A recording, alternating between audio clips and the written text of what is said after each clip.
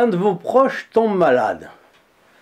Que considérez-vous comme le plus important? Prier la Bienheureuse Vierge ou téléphoner à un médecin? Comme vous vous en doutez, le Padre Pio conseille l'équilibre. Et où est l'équilibre? Quand cette situation se présente, que faut-il conseiller de faire? Eh bien, c'est la question que nous allons nous poser. Restez en ligne et à la fin de cette vidéo, je vous donnerai une merveilleuse prière de saint Alphonse de Liguori pour ceux qui ont quelqu'un de malade dans leur entourage, pour les aider à demander à la Bienheureuse Vierge Marie sa protection dans les misères du corps et de l'âme.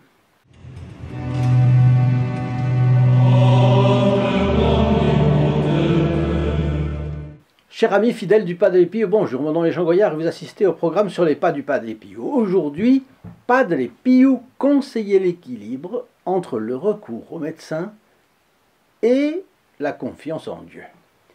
En plein hiver, une vague de grippe et de gastro s'est répandue en France. Beaucoup résistent et c'est ce que je vous souhaite bien cordialement. J'en profite pour faire un petit test. Tout le monde n'a pas la chance d'éviter la grippe. Certains trouveront que ce vocabulaire ne me ressemble pas beaucoup. Je viens de dire « tout le monde n'a pas la chance d'éviter la grippe ». Eh bien, ne trouvez-vous pas que cette phrase est peu chrétienne, témoigne d'un esprit peu surnaturel? Et bien sûr, parce qu'il n'y a pas de hasard. Si je prends la grippe, c'est que le bon Dieu l'a voulu. Vous êtes d'accord ou non? C'est logique, dans la perspective des 2 vidéos que je vous ai postées la semaine dernière. 6 conseils du Padre Pio à ceux qui souffrent et 5 plus 1 recommandation pour les moments d'angoisse et de douleur. Et c'est l'application concrète de l'évangile que vous connaissez bien. Regardez, c'est Saint Matthieu, regardez les oiseaux du ciel qui ne sèment ni ne moissonnent, et votre Père céleste les nourrit.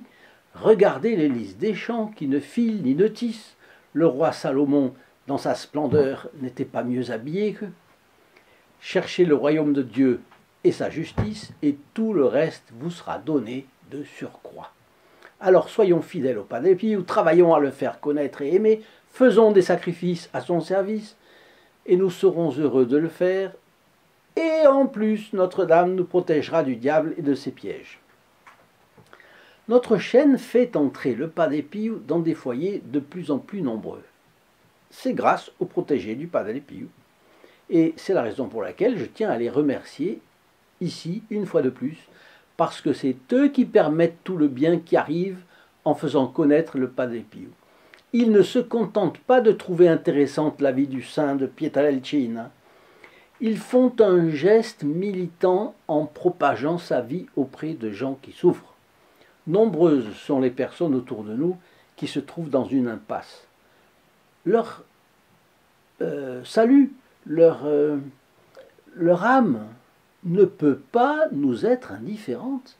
Nous n'avons pas le droit de cela. La crise religieuse et morale montre que ce monde est perdu, et ils en supportent les conséquences. Ne croyez-vous pas qu'en faisant un geste militant, les membres du groupe des protégés du Padre Pio gagnent petit à petit leur ciel? Moi, j'en suis sûr. Et vous qui m'écoutez, si vous n'avez pas eu l'idée de vous joindre à eux, qui sait si vous ne pourriez pas y penser aussi? Vous feriez en tout cas une très bonne action. Et c'est pourquoi je vous invite à me retrouver sous le lien qui est affiché dans la description ci-dessous, https://st-padre-pio.fr. Vous verrez l'apostolat qu'ils font et les bénéfices spirituels qu'ils reçoivent, et qui sont grands. Donc, en particulier, nous les mettons dans la messe. Vous savez, ils ont une messe une fois par semaine pour eux. Une fois par semaine, 52 messes dans l'année, plus 2 aux fêtes du Padre Pio. Et puis en plus de ça, des petits documents que nous leur envoyons pour aider leur vie spirituelle. Bien, donc, le Padre Pio avait beaucoup de considération pour les médecins et s'employait à convaincre les patients d'aller les consulter. Vous savez qu'il a construit à partir de rien, d'ailleurs, l'hôpital le plus moderne d'Italie, la Casa Sollievo della Sofferenza. Personne n'a pu lui reprocher de faire de la médecine parallèle, en faisant des guérisons miraculeuses. Dans une de ses lettres de 1916, nous lisons En ce qui concerne l'état des malades, c'est le Padre Pio qui parle. Le Seigneur veut qu'on suive autant que possible les conseils des médecins. La Sainte Écriture nous enseigne d'ailleurs à honorer le médecin par amour de Dieu. On considère parfois comme miracle des guérisons auxquelles le médecin avait un peu contribué. Alors j'aime bien, c'est moi qui commente, les deux mots un peu. Le médecin avait un peu contribué. D'où l'on voit que le Padre Pio pensait que même si le médecin a collaboré avec la Providence pour la guérison du malade, c'est en tout cas la volonté de la Providence qui a primé dans les faits obtenus. Bien. Le cas d'une petite fille le montre d'une façon éclairante. Nous sommes au début de l'année 1959, dans la famille d'un médecin. Sa fille, Maria Pia, a 9 ans et semble avoir une grippe. Alors on la garde à la maison au lieu de l'envoyer à l'école. Mais le soir, sa mère, Philomène, réalise qu'il y a quelque chose de plus grave. Parce que sa fille a de sévères crises d'essoufflement qui la laissent cyanoser, c'est-à-dire que ses lèvres et ses ongles deviennent pourpres, violacés en somme. Et en plus, en allant l'embrasser dans son lit, la mère s'aperçoit que sa fille a une grosseur au cou. Les parents se rendent tout de suite avec l'enfant auprès du Padre Pio. Donc, ils n'étaient pas loin de San Giovanni Rotondo. Premier réflexe, droit chez le Padre Pio. Et notre bon capucin touche le cou et la poitrine de l'enfant, la bénit, promet de prier pour elle et recommande à ses parents de l'emmener tout de suite chez le médecin. Et puis il ajoute, au moment où ils partent, les médecins avec leurs remèdes et nous avec nos prières.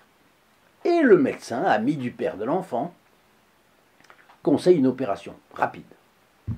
Maria Pia est hospitalisée, elle est opérée le 18 mars 1959. L'examen médical des prélèvements conclut à une tumeur maligne déjà métastasée dans plusieurs parties du corps pour cette pauvre petite. On ne cache pas aux parents qu'il y a peu d'espoir de guérison. Après plusieurs séances de radiothérapie, bien sûr, les médecins ne lui donnent que quelques mois à vivre. En septembre de la même année, on est en 59, vous pensez bien que la médecine a fait des progrès depuis 65 ans. Non, ce que je veux dire, c'est qu'il y a 65 ans, soigner un cancer, c'était bien plus aléatoire qu'aujourd'hui. Bon, la jeune est de nouveau conduite au Padre Pio, et il répète les mêmes gestes. Il touche le cou, la grosseur qui a le cou, il touche la poitrine, et il redit la même phrase qu'il a ajoutée à la fin de la visite précédente. Les médecins avec leurs remèdes, et nous avec nos prières. Un mois après, stupéfaction des médecins auxquels la petite fille est présentée. Son corps ne révèle plus aucun nodule cancéreux. Les radiographies des différents organes ne montrent plus rien de suspect là où il y avait les métastases. Et force est de constater que le cancer a disparu. Les médecins de la fillette ont fait tout ce qu'ils pouvaient pour sauver Maria Pia. Mais ils n'ont pu expliquer en rien sa guérison. Et depuis ce jour, Maria Pia est une personne tout à fait normale, comme vous et moi. Fait du sport, c'est ce que rapporte le témoignage de Silvana Cobucci, Leiti, qui a écrit un livre aux éditions Loyola en 1999. Et c'est elle sur laquelle est basé ce Fioretti. C'est-à-dire que 40 ans après, elle est guérie. Elle est guérie à l'âge de 9 ans et en excellente santé à 49, 40 ans après. Alors, cela permet de parler de miracle quand même. Peut-être pas au sens canonique, je n'en sais rien, je ne suis pas spécialiste, mais au moins dans le langage courant, et d'un magnifique Fioretti du Padre Pio. Alors, maintenant, je partage avec vous la prière que je vous ai promise, qui est extraite du livre « Les plus belles prières de saint Alphonse Marie de Ligorie, du Père Saint-Omer ». Juste une petite demande, n'oubliez pas de mettre votre like, bien sûr, de partager ces vidéos, parce que si vous les partagez, vous faites connaître le Padre Pio. Prière à Marie pour demander sa protection dans les cas de maladie. Je vois, ô ma très sainte mère, les grâces que vous m'avez obtenues et l'ingratitude avec laquelle je vous ai répondu. L'ingrat est indigne de nouvelles faveurs, et pourtant je ne perds pas l'espoir dans votre miséricorde. Mon avocate puissante, ayez pitié de moi. Vous êtes la distributrice de toutes les grâces que le Seigneur nous accorde à nous misérables. Et s'il vous a rendue si puissante, riche et bonne, c'est pour nous secourir. Je veux être sauvé.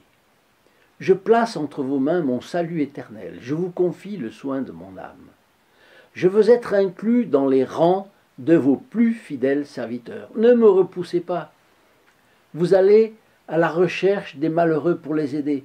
Alors n'abandonnez pas un pauvre pécheur qui se tourne vers vous. Soyez mon avocate. Votre fils fait tout ce que vous lui demandez.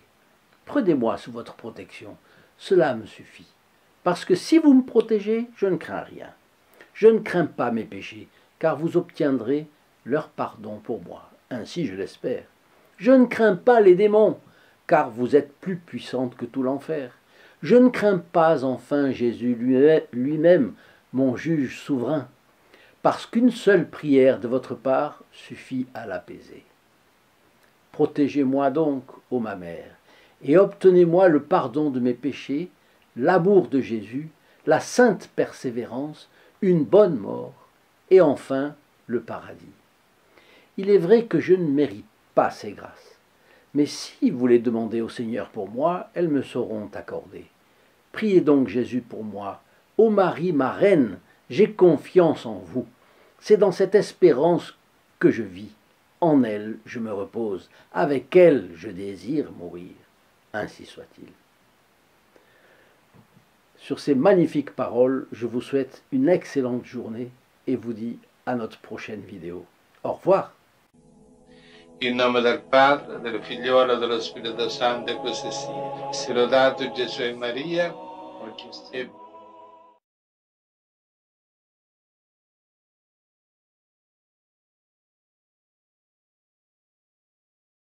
Cher ami, bonjour.